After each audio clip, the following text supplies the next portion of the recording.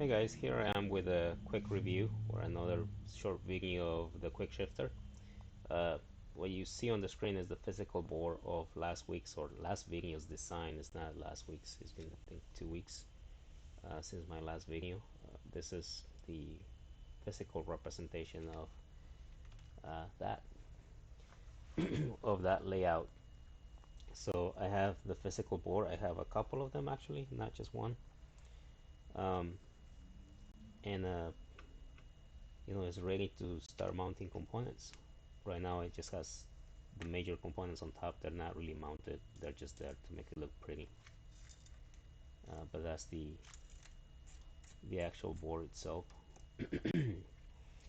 The layout has changed just a little bit,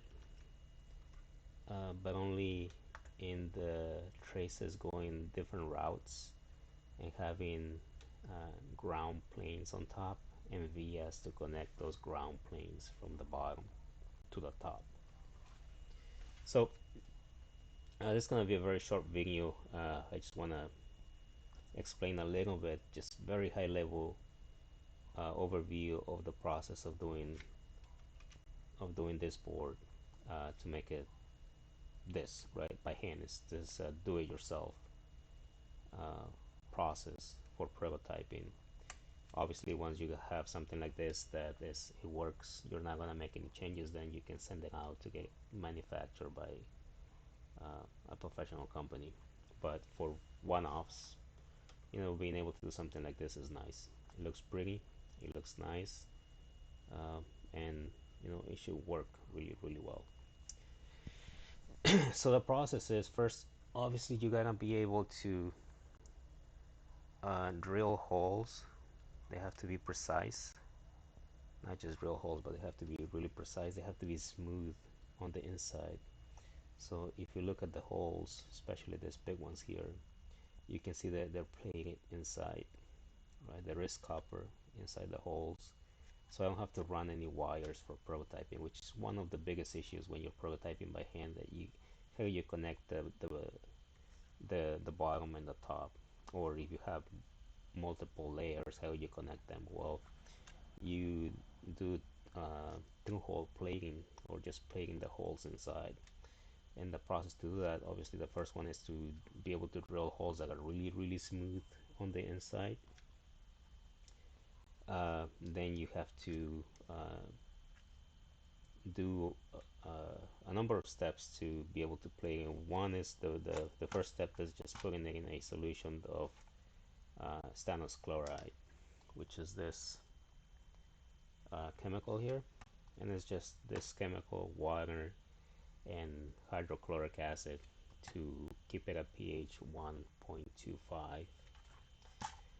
You leave it there for 5 minutes, take it out, rinse it in water, and then you put it in another solution of palladium chloride, and that one is palladium chloride, water, and hydrochloric acid, and the pH on that one has to be 4.0. By the way, you can buy these solutions already made from companies, and you can just search for electroless plating, and you will come across those companies that they sell that solution ready to go. So once you leave it in the palladium for 5 minutes, you take it out and you rinse it again for in water, and then you're gonna put it in a solution to plate it. So the first step of the stannous chloride here, this is just the etching of the board. So it eats away a little bit of the copper. The second step, which is the palladium solution, that one is to activate the board. So it is it's called the activator. So when you put it into your copper solution, it'll start plating automatically. As soon as you dip it in, it's going to start plating. And the copper solution for plating is EDTH. You can do it with that one, or you can do it with uh, potassium tartrate, or yeah, potassium sodium tartrate. It's the same recipe. This is the only thing that changes. but the quantities are a little bit different. This one is more and this one is less. I'm gonna link a video where they explain everything really well, and they have the recipes of how to do this.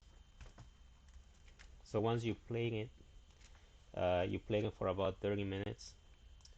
You take it out and then you put it into another plating solution. This time it's going to be electroplating, and this is just to make it thicker and stronger, so it doesn't delaminate, and also it doesn't burn if it's too thin.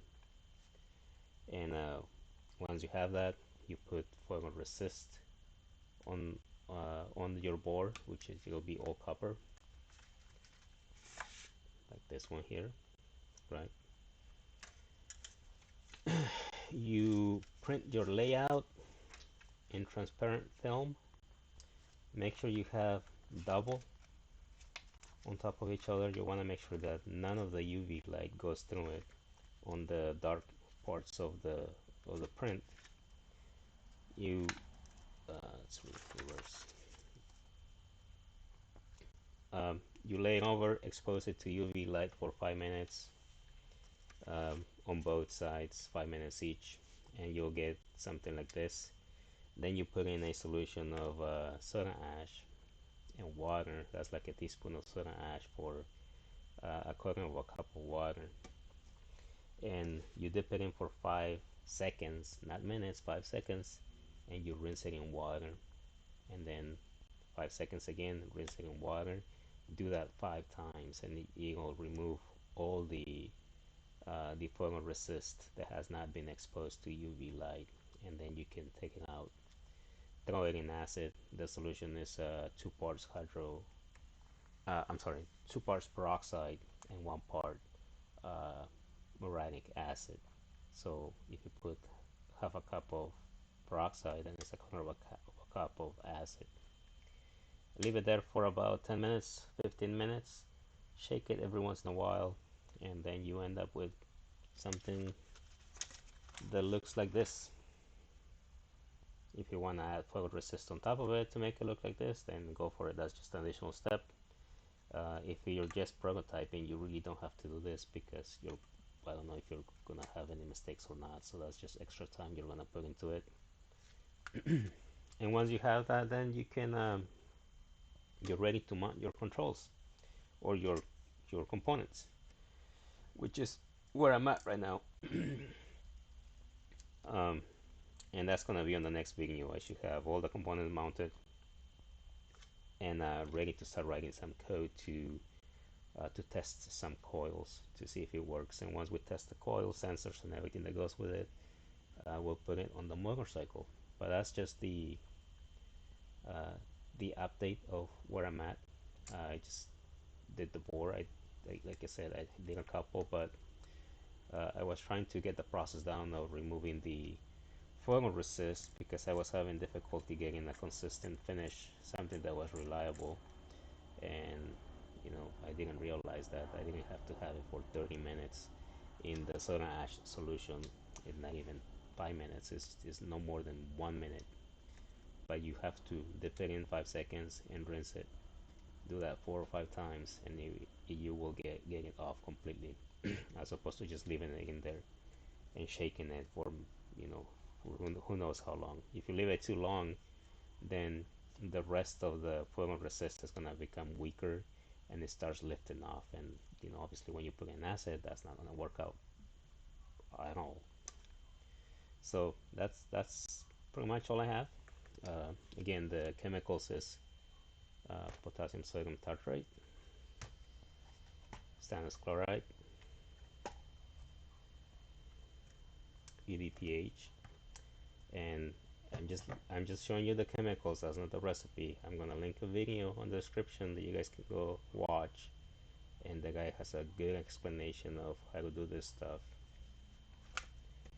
um, KOH. This is just for removing the exposed foil resist. Soda ash is for removing the foil resist that has not been exposed to UV light. This one to remove the one that has been exposed to UV light. So it's one for the non-exposed UV light and one for the exposed UV light. Okay, it's another one. sodium hydroxide. This is for the recipe of plating, but you'll see that on the other video. So that's all I have. This is the board. Let me give you a close-up. There you go.